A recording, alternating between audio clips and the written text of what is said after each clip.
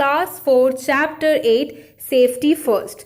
If you have missed the explanation of this chapter, links are given in the description box. Also, you can follow me on Instagram and on my Facebook page where I upload the answers for quick assignments given in your textbooks. So, the links are given in the description box. And yes, if you are new to my channel, don't forget to subscribe and press the bell icon for the latest updates. So, without further ado, let's start with today's class.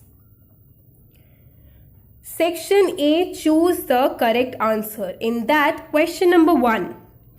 To avoid falls at home. हम घर पे किसी भी accident की वजह से गिर सकते हैं, तो उसको अवॉइड करने के लिए इनमें से कौन सा हमें केयरफुल रहना चाहिए, इनमें से कौन सी बात को लेके हमें केयरफुल रहना चाहिए. The floor should be kept clean and dry. Floors को हमेशा क्लीन और ड्राई रखना चाहिए. Next, rushing up and down the stairs should be avoided. सीढ़ियों से बार बार बहुत जल्दी जल्दी दौड़ भाग करके चढ़ना या उतरना नहीं चाहिए. नेक्स्ट, अ लैडर और stool should be used to reach something placed high. हमेशा किसी सीढ़ी का या स्टूल का यूज़ करना चाहिए उन चीज़ों को उतारने के लिए जो कि हाइट पे रखी हुई हो. सो इनमें से कौन से? All of these. So option D is the correct answer because all of these should be taken care while we are at home and to avoid the falls at home. ठीक है? Next, question number 2. The garment that should not be worn in the kitchen. ऐसा कौन सा dress है या ऐसा कौन सा क्लोथिंग है जो कि हमें किचन में काम करते वक्त या किचन में नहीं पहनना चाहिए. So the answer is option number D, that is a nylon sari. Clear? Next, question number 3. Electrical switches and appliances should not be touched with wet hands because electrical switches और जो appliances है उनको कभी भी गीले हाथों से नहीं पकड़ना चाहिए. क्योंकि so the answer is because they can give electric shock, because वो हमें electric shock दे सकते हैं. Question number 4.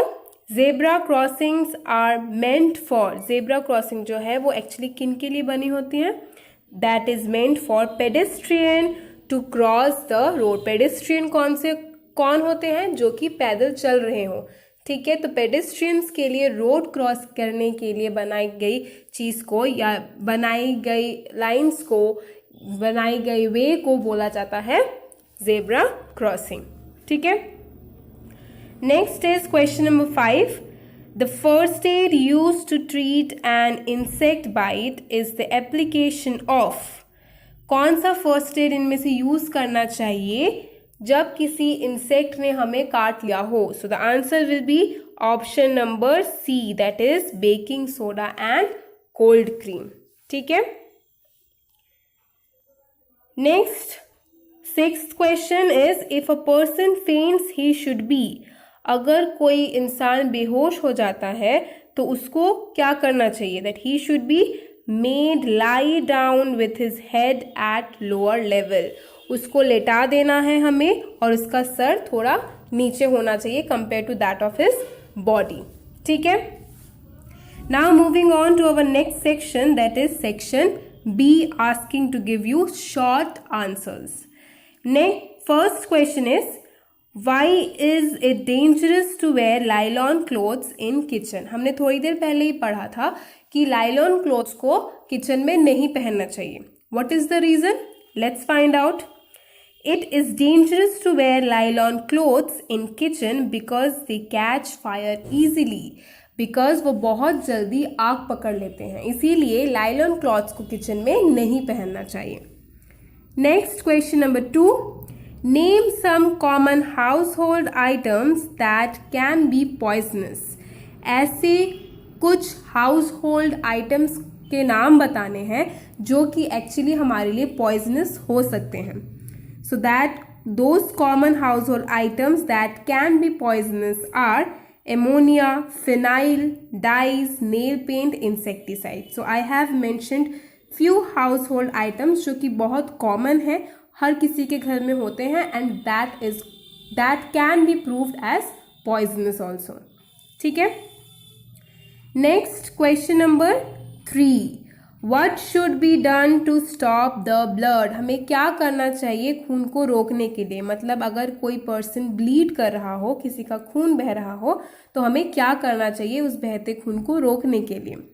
So the answer is press the bleeding part with a clean cotton or cloth pad to stop the blood.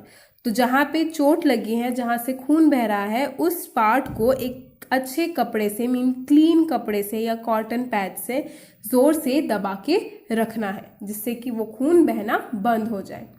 Clear? Next question number 4, name the items to be kept in a first aid box. तो हम हमेशा first aid box की बात करते हैं. First aid box क्या होता है? फर्स्ट एड क्या होता है? फर्स्ट एड वो इमीडिएट हेल्प होती है जो किसी भी इंजर्ड पर्सन को हम देते हैं डॉक्टर के आने से पहले. तो उस फर्स्ट एड को देने के लिए एक फर्स्ट एड बॉक्स रेडी रहता है. तो उस फर्स्ट एड बॉक्स में क्या क्या होना चाहिए? Let's see. The items contained in a first aid box should be cotton, Dettol, gauze, a pair of scissor, bandaids, pain killers, antiseptic ointments etcetera. ठीक है, डेटॉल होना चाहिए. गैज क्या होता है? एक बैंडेज टाइप का होता है, that should be present. Scissors होने चाहिए, देन पेन किलर्स होने चाहिए, एंटीसेप्टिक्स होने चाहिए एंड ऑइंटमेंट्स भी होने चाहिए. Clear? Next, moving on to section C, answer the following questions. Question number 1, write 2 safety rules for each of the following.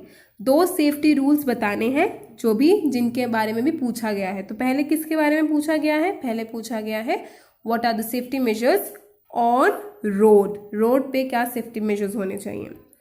तो पहला है always walk on the footpath. अगर आप चल रहे हो तो हमेशा फुटपाथ का यूज करें. Next, never play on the road. कभी भी रोड पे खेले कूदे ना. Means road is not the place to play. Clear? Next is being asked about is at home. So safety rules at home, it should be first one, do not rush up and down the stairs. सीढ़ियों से दौड़ भाग करते हुए ना उतरो ना चढ़ो. Next, do not scatter toys, balls and papers on the floor.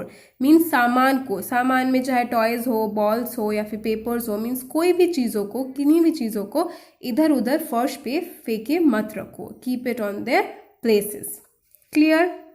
Next is at school. Safety rules at school.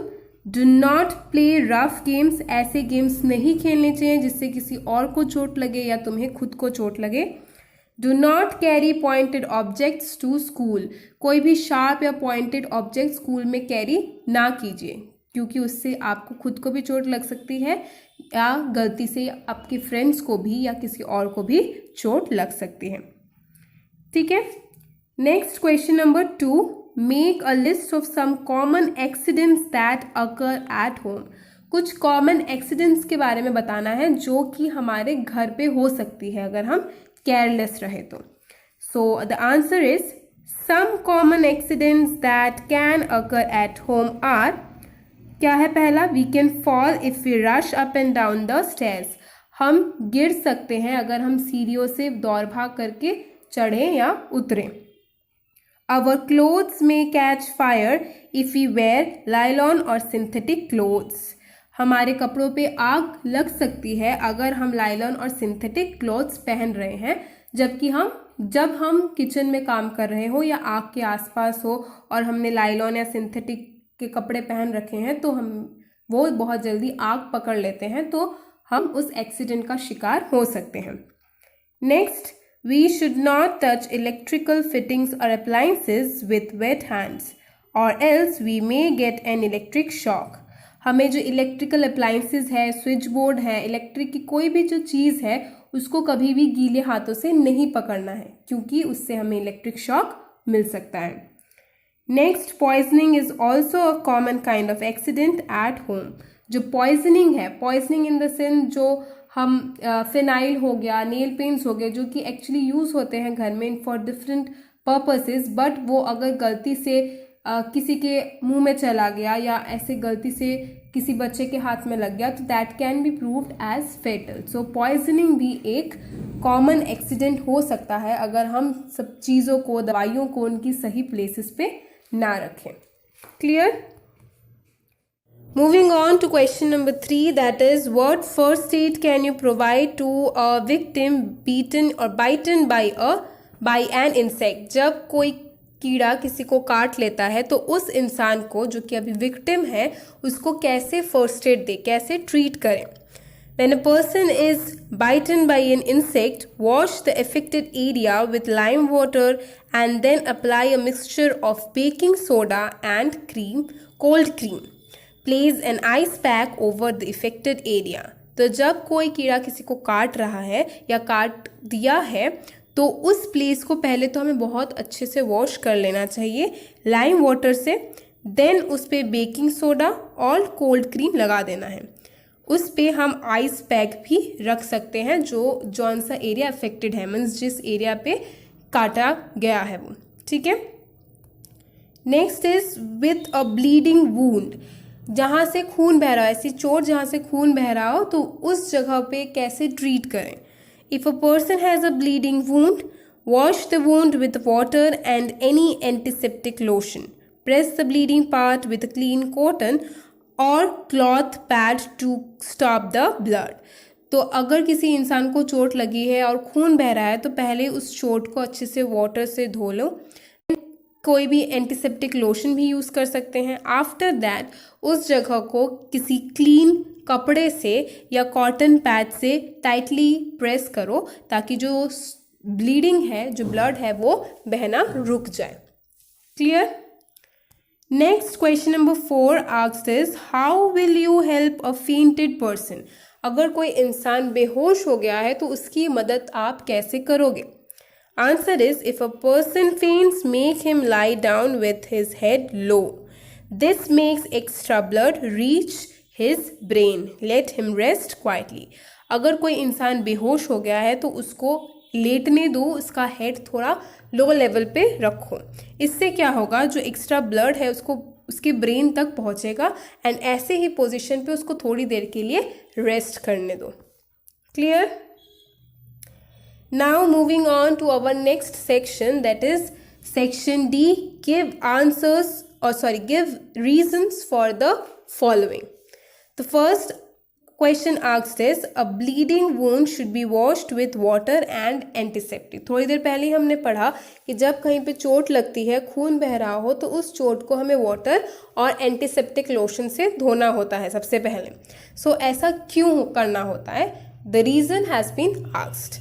So the answer is a bleeding wound should be washed with water and antiseptic to avoid germs build-up. ताकि उस जगह पे कोई germs buildup ना हो और हमें कोई इन्फेक्शन ना हो जाए, इसीलिए हमें उस जगह को अच्छे से वाटर और एंटीसेप्टिक से धो लेना चाहिए। ठीक है, टू अवॉइड जर्म्स बिल्डअप। ठीक है।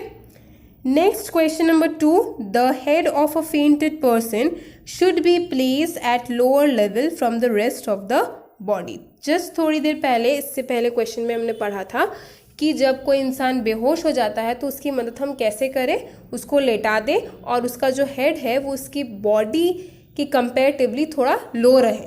ठीक है, तो ऐसा क्यों करते हैं हम? If a person faints, make him lie down with his head low, this makes extra blood reach to his brain.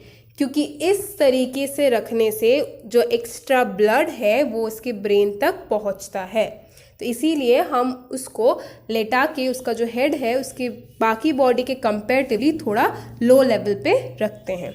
Clear? So students, that's all for today's video. Also, this marks the ending of this chapter.